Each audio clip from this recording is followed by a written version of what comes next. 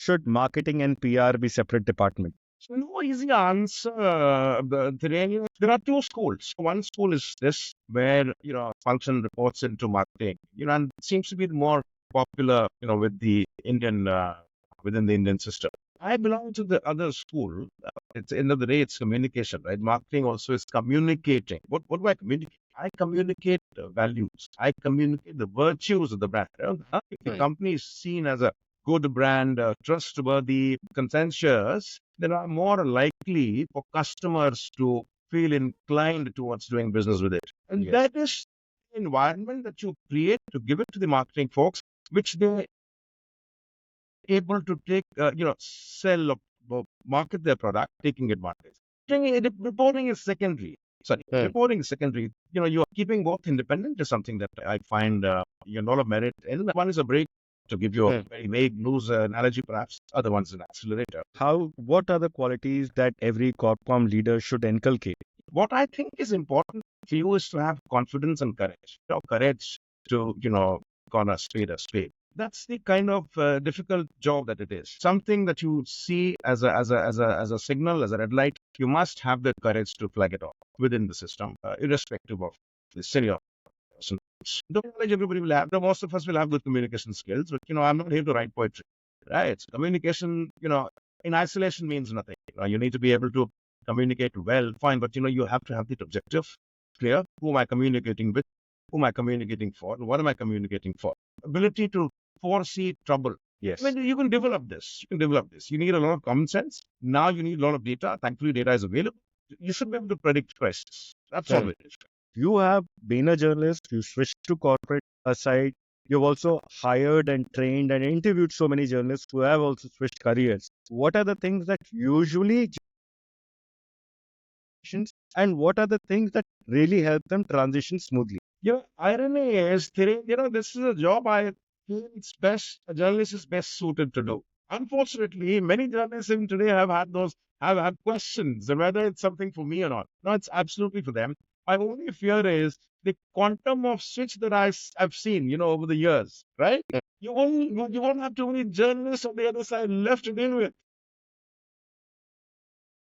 Yeah. But on a serious note, I think it's a job, it's a career worth considering. What would you advise PRs who have started their careers in PR and now want to switch to corporate? You have to be true to yourself, irrespective of your calling. Any successful person has been true to himself or herself. What you can't do, you say. What you can do, you must say. Having a war book ready, identifying all potential crises and preparing for them beforehand, so that whenever anything hits us, we are not looking So for answers. it's very easy to say. Most companies will have this role, this protocol ready. Rest assured, most companies will have this, but every crisis will require a different response. Yeah. Of course, the nuances also keep on changing with every situation. 100%. One size doesn't fit all. No, the biggest mistake that we could make is one size fits all. What are the questions that you ask a journalist when they look for transitioning into a corporate communications role? The quality that impresses me the most, or I look for the most, is the integrity and the honesty part of the person, right? The person has to be very honest and with unimpeachable integrity.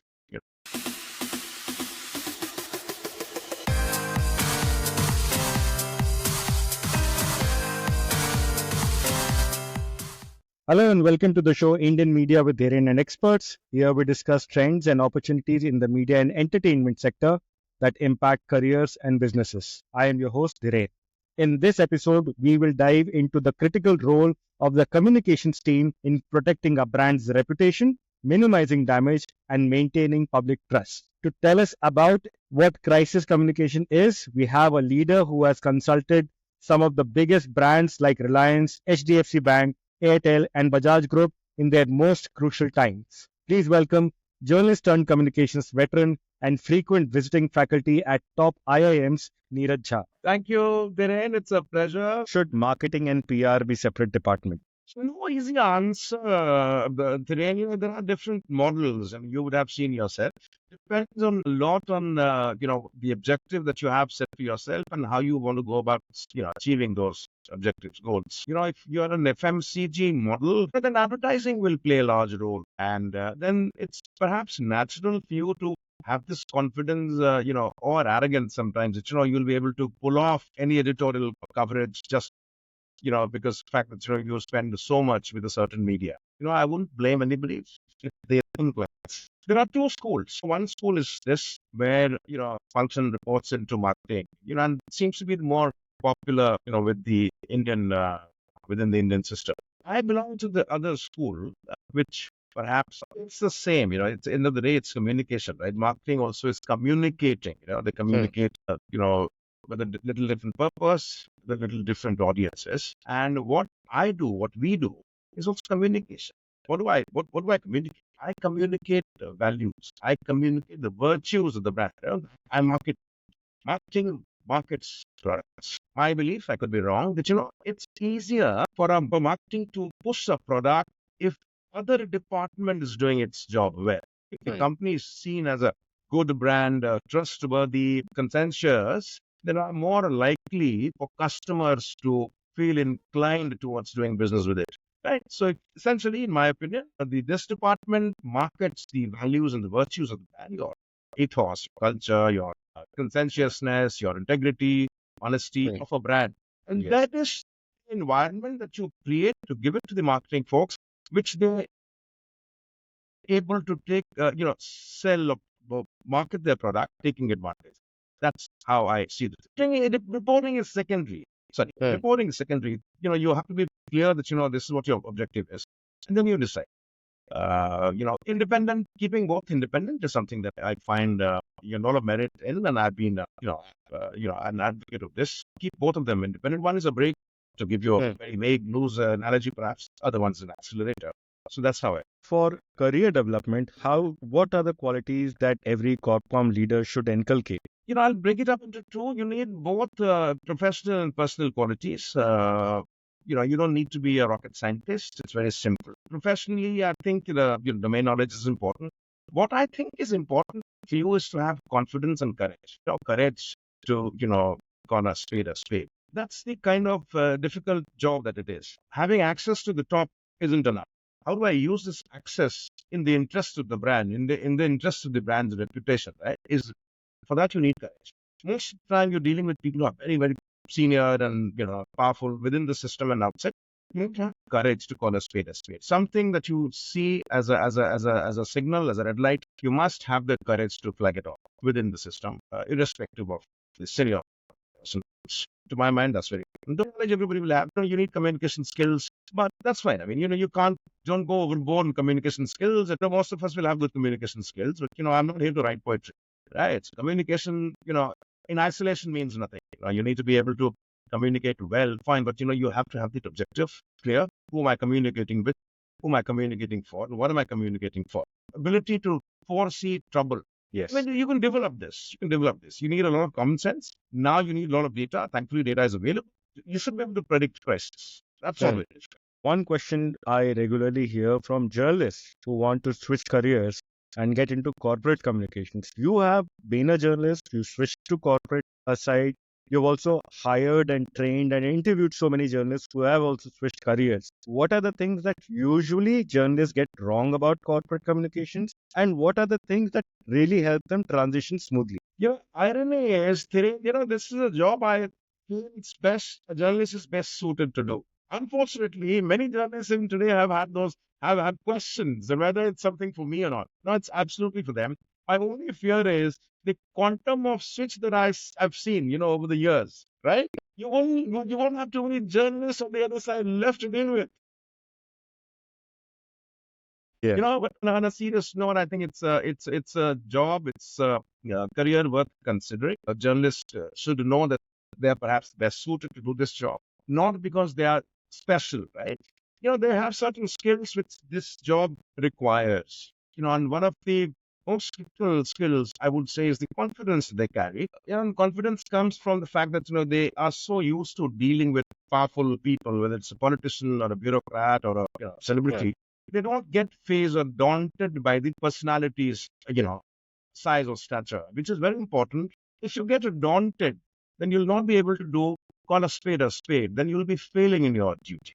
Very writing skills, communication skills, these are all givens, right? Most journalists will have these. So it's welcome, and I would want more journalists to consider switching. It's a terrific job. It checks all the boxes, including Sir, now compensation. on the flip side, what would you advise PRs who have started their careers in PR and now want to switch to corporate? Because they might not have the all the skill sets that a No, I journalist mean, would there's have. nothing to, yeah. So I'm saying let's try and break up the communications, piece into multiple pieces. There are, for instance, the activity of dealing with a journalist, interacting with a journalist, or interacting with anybody who's an influencer. I think a journalist will have a better ability to do this. Plus, he's also somebody that a journalist, the media is likely to see as his own. The feeling of camaraderie, cadre. Media is cadre oriented, just like the IS or the services. It's cadre. It helps. If you're a journalist, it helps. Plus, you understand communication, you understand reputation better. But when you're writing a story, you are clear which part of the brand it's going to hurt. You're clear that, this is what this will mean for the brand's reputation tomorrow when they read this news. Only thing that's happening is you're switching sides. Right? When I'm writing a story on a large company or an individual, I know which part of personality it's going to hurt. Right. Right? So communication, you understand this. You understand the sensitivity. So you understand, you have the ability to foresee, something can cause crisis for the brand. Yes. So there is one mental sensitivity that many journalists have, even I had when I started my career in journalism, is that corporate interest, the word itself, has a negative connotation in many people's mind. How do you see this? When you say many people, means journalists. Journalists, yes. So I remember one instance, I had sent out a press release or a pitch note to someone, and the journalist wrote back to me, "I'm not here to serve your corporate interest." And I was like, it's not about corporate interest. I'm just telling you about this new thing which is going to help customers and make make their lives better. So when this term was thrown at me, corporate interest, I was slightly taken aback. Like, it's not really what you think. I'm not raising down forests for something. It was a very small thing that the announcement was that I was leading. But the way it No, I was would.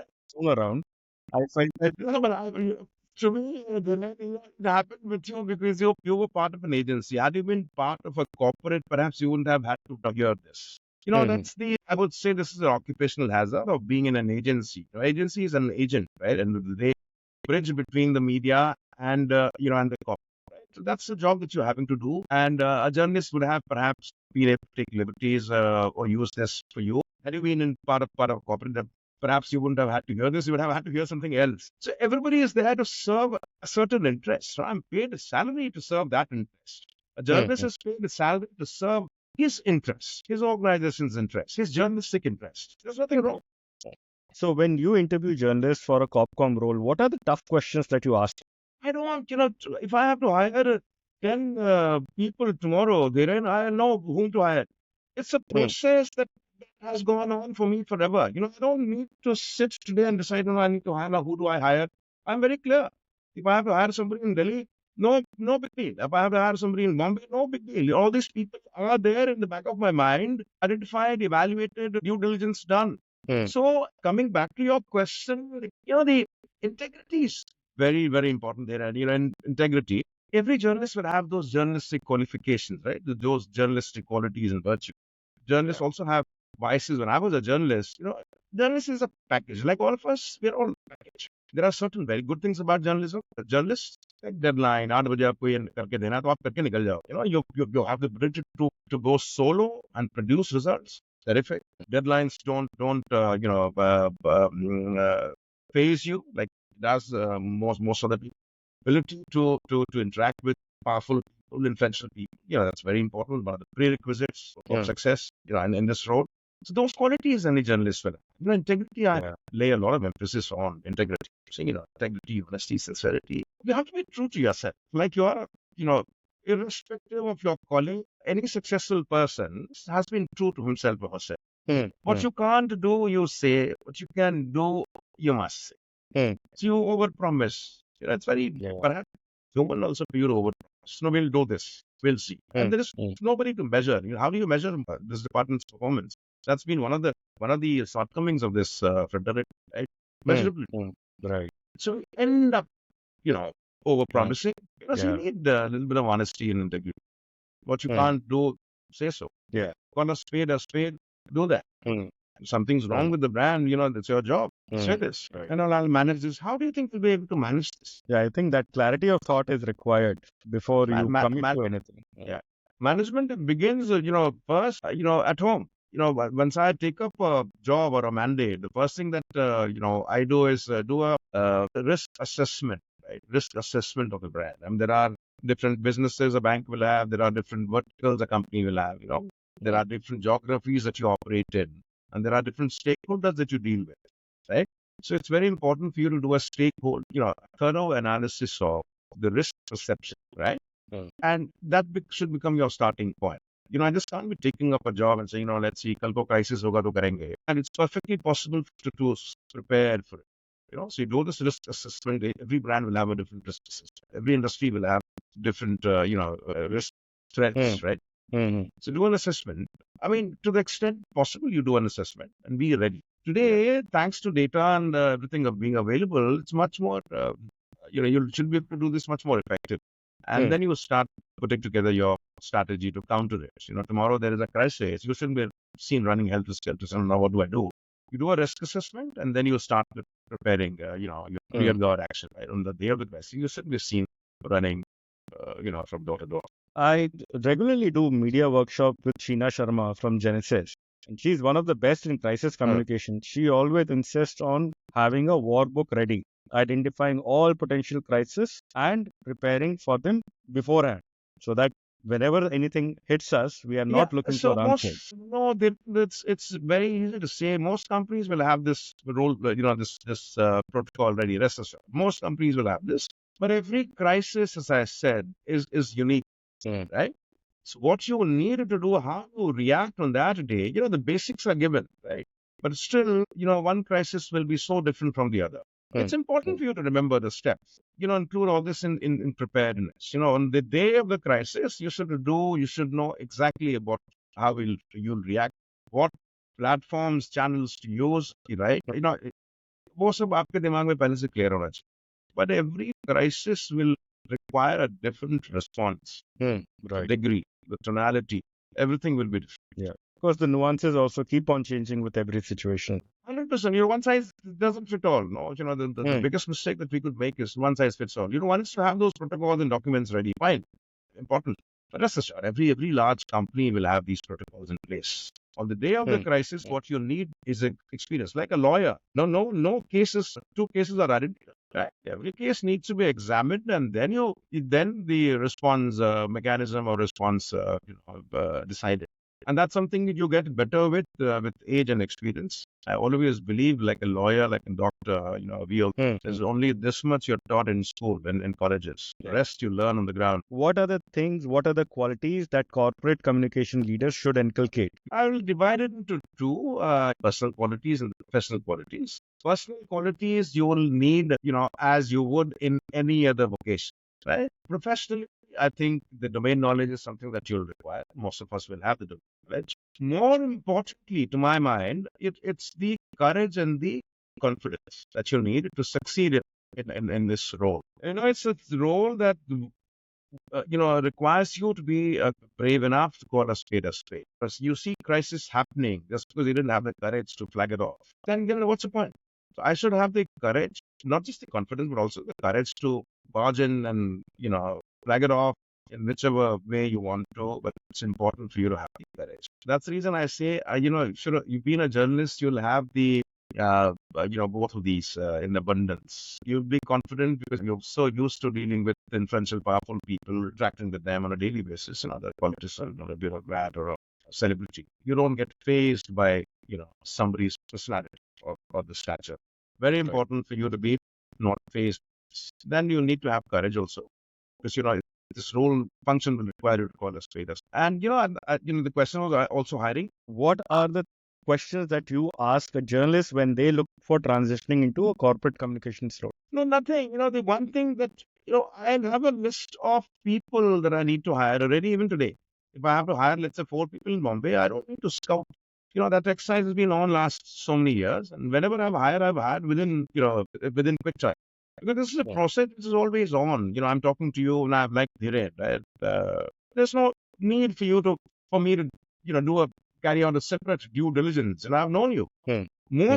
The quality that impresses me the most and I look for the most is the integrity and the honesty part of the person, right? The person has to be very honest and with unimpeachable integrity. That's something that I lay the most emphasis on. With the qualities that I just spoke of, I think there's nothing which should come in the way, right, for you to be a So, success. so makes me think that do platforms like LinkedIn, Naukri, or any other job portals really help in uh, help? Does it require that a person applying for a corporate communications job need to know the hiring manager? Like, obviously, it helps, but is that a barrier of not knowing anyone No, I inside? think no, it helps in the sense it helps the employer collect data, but hiring through LinkedIn something that I'm still in the process of convincing myself is the best way to hire. The qualities and the qualifications that you're looking for. What you do not know is the person. Personal. I don't know how LinkedIn will help. Right? I need to meet you for 6, 10 times, 15 times, and I need to work with you so long.